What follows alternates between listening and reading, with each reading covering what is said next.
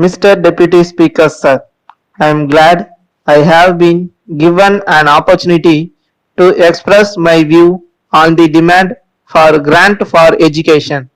Now we are thinking of putting up huge dams and the construction of canals. There is no doubt that these amenities will increase human welfare, but at the same time, we must see that opportunities are given to our children to rise to their fullest heights. We have been doing things in a particular way all these years, and we think it is impossible to do them in any other way. But if we are serious about education for our children, then I think that the whole problem requires a dynamic approach. I must say that our education minister has been thinking in a dynamic way so far as certain aspects of education are concerned. In this country, I think that primary education should be the basis for all other types of education. I would like to point out that it is a big problem to tackle. I am glad that a committee has been appointed to go into the question of primary education in the state and to suggest ways and means of tackling the present situation. I hope it will make recommendations which will enable us to solve the problem of primary education speedily in this state. There is another aspect to which I would like to refer. It has now become a fashion for us to say that the standards have gone down. I should like to know who has been responsible for the fall in standards. The education department is supervising educational activities. I have all praise for it. I know that all educational institutions are today manned by trained teachers. Some may say that the fault lies in the raw material. It is not all correct. I am sure that the children of today are much better than the children on the old days because they are brought up in an atmosphere of freedom. So it is the responsibility of this house to find out the reason for the fall in standards and to rectify matters. In the matter of education, I must bring to the notice of the government that there is a tendency on the part of private managements to think of education as a business proposition.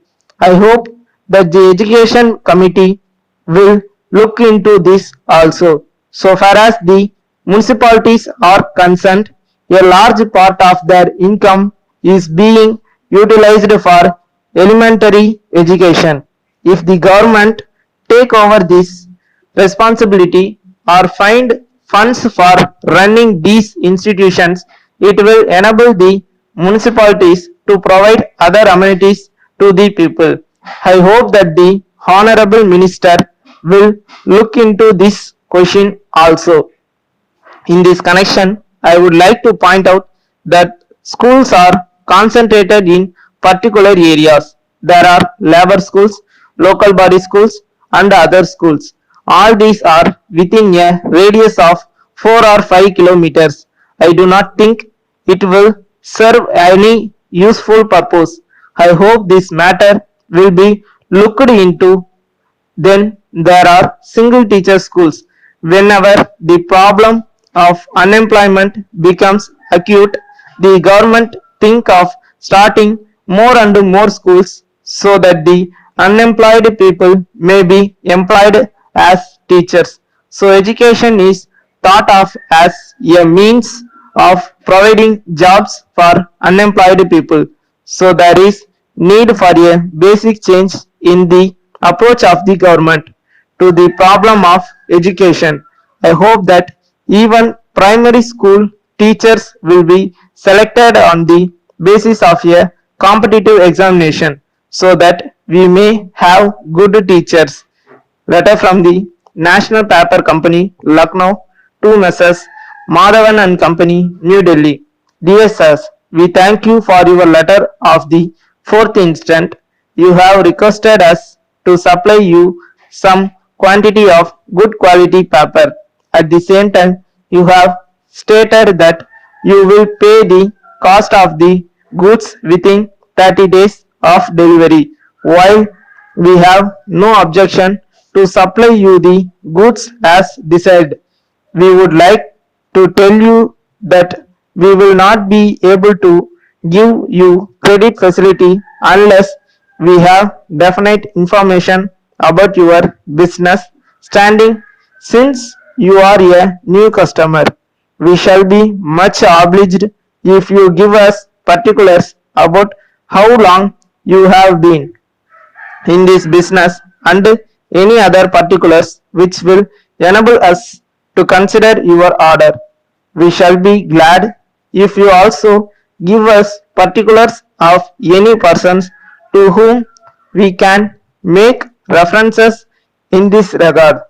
But on the other hand, if you are prepared to make advance payment for the cost of the goods, there will be no difficulty for us in complying with your order as soon as possible. So it is a matter for you to decide and inform us of your decision. On hearing from you, we shall take a decision in the matter. We hope you will respond as early as possible so that we may take further action in the matter.